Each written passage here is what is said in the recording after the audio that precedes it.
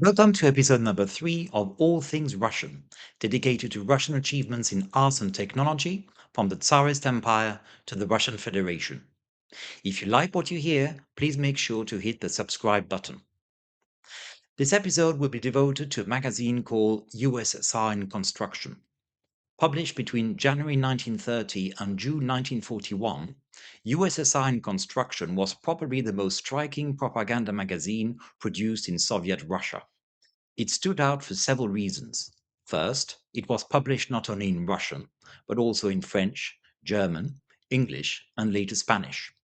Second, the 40-page magazine was of superior quality.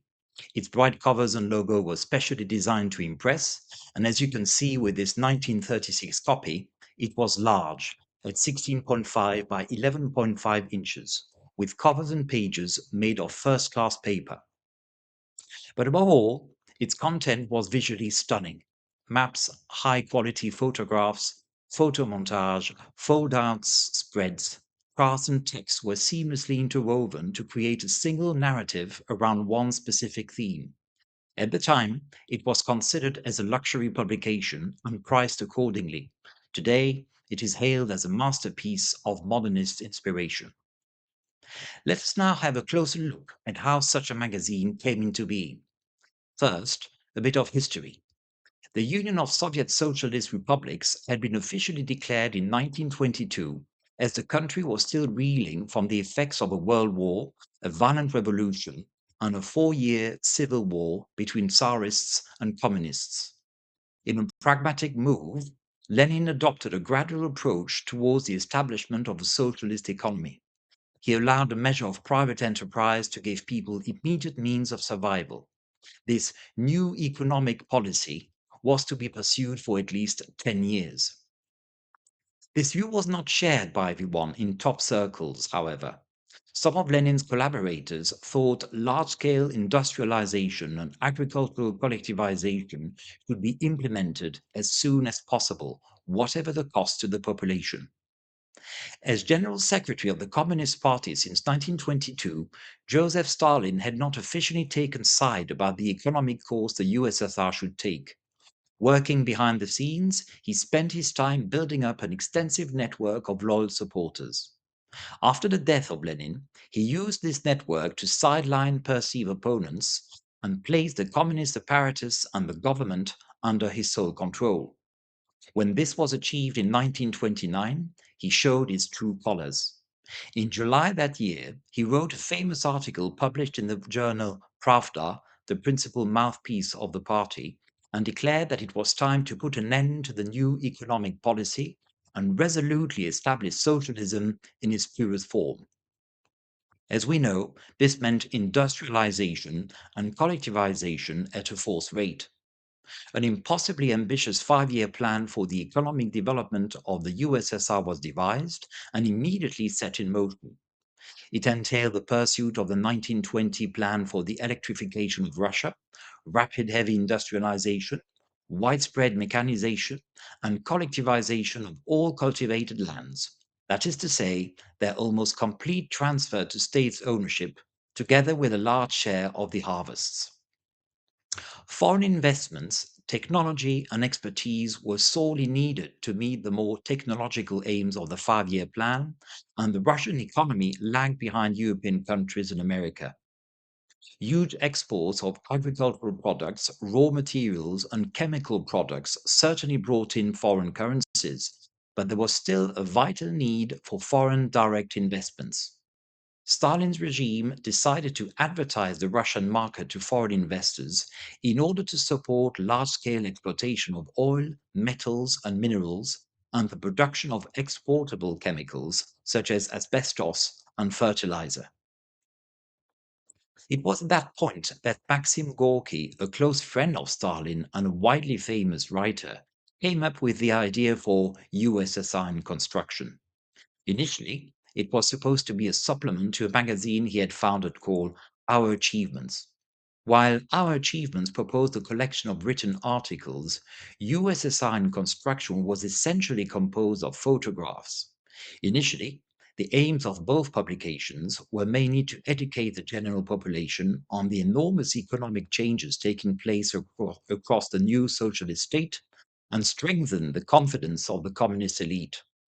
As tools of propaganda, they were to focus on what was positive about the new regime, deliberately ignoring dire social conditions and any dysfunction generated by the radical transformation of the country.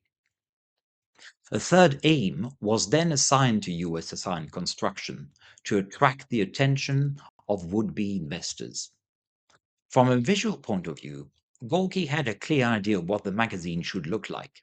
He wanted a dynamic layout, similar to the displays he had admired in the Russian pavilion at the Exposition Internationale des Arts Décoratifs de Paris in 1925, and the Russian pavilion at the International Exhibition Cressa in Cologne in 1928. This dynamic presentation should reflect the constant progression of the communist revolution in Russia towards a brighter future, he thought. Second, photographs should present the undisputable reality of communist achievements. They would prevent any distortion by foreign critiques of the communist regime. The input of Russian avant-garde artists already working with government bodies proved instrumental to the success of the publication. The de facto editor-in-chief of USSR in Construction between 1930 and 1938, Yevgenia Falkenberg, was able to surround herself with gifted photographers such as Max Alpert and Arkady Saiket, and prominent artists such as Sergei Tretyakov, Varvara Stepanova, Alexander Rodchenko, and El Lisitsky. It took 2 years of trials and errors to come up with a definitive format. From 1932 on, USSR in Construction would integrate photos, maps, text, and graphs to create a narrative devoted to one specific theme. The first issue for that year set the tone, as it was dedicated to the construction of Magnitogorsk, one of the largest projects of the first 5-year plan. It was entitled The Giant and the Builder, and told the story of both the construction site and one of its workers, from the moment he came into the new team to the moment he led it through his communist conviction and his hard work. The following issues would cover a wide range of subjects such as large constructions, wood, oil, gold, electricity, wheat, the Russian Arctic region, Georgia, the Red Army, the Soviet 1937 Constitution, sanatoriums. Now, the question remains, what were the novel techniques used by these vanguard artists? The fundamental concept was certainly the literature of facts or photo essay based on photography and photomontage. The idea had been developed during the 1920s and defended in 2 very influential avant-garde magazines called Lev and Novi Lev. It was inspired by propaganda stories based on the concrete and typical in Soviet Russia to help Russians identify with the new roles offered by society: the worker, the soldier, the Chekist. Their main device was precisely the narrative, which usually carried the reader through the transformation of ordinary people to good Soviet citizens. The use of diagonal lines was also crucial because it brought movement to the composition. This was another key concept to vanguard artists. A photographer such as Rodchenko would systematically orient his photographs along a diagonal line to invite the eye to move along it and introduce movement. Together with a clever use of perspective, this technique allowed to capture all facets of a particular scene with all its liveliness and intricacy. Another radical technique was to create movement by introducing folding out pages that necessitated the hand of the reader to become animated or show the full extent of the photographs. Thus, the reader himself became an active part of the work of art. Another key aspect was color. Vanguard artists had developed their own color code, evolving around black, white, and deep red. They were used in every propaganda material they designed, and USSR in Construction was no exception. Still, thanks to the artist's imagination, it allowed a seemingly infinite number of combinations. All these elements, together with carefully crafted texts, made of USSR in Construction a masterpiece of Russian modernist art, composite, dynamic, and enticing.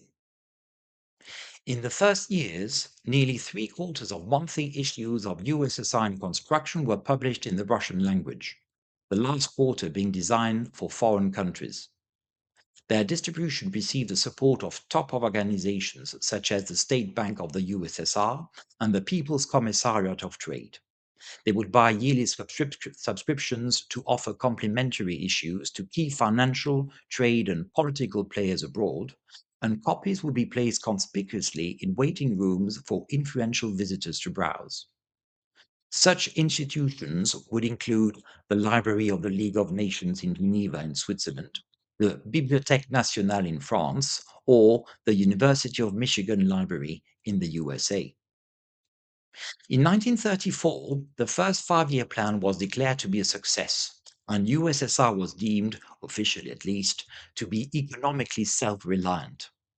From that moment on, USSR in Construction focused more on its Russian audience and the communist elite.